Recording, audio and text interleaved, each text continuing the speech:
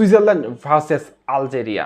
Knockout পর্বে এমন কিছু ম্যাচ থাকে যেখানে সুন্দর ফুটবলের চেয়ে সংগ্রাম বেশি দেখা যায়। সুইজারল্যান্ড বনাম আলজেরিয়া ঠিক এমনই একটি ম্যাচ।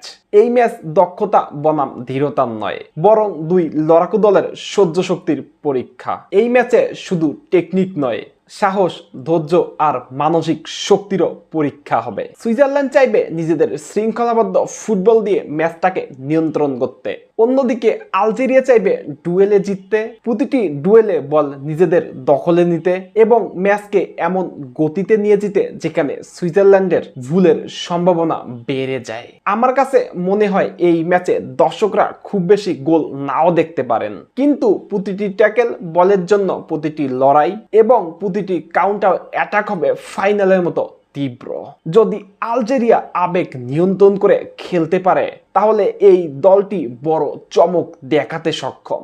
আর যদি সুইজারল্যান্ড নিজেদের টেকনিক্যাল শৃঙ্খলা ধরে রাখে, প্র্যাকটিস ধরে রাখে, তাহলে অবশ্যই সুইজারল্যান্ড ধীরে ধীরে এই ম্যাচটাকে নিজেদের দিকে টেনে নিবে।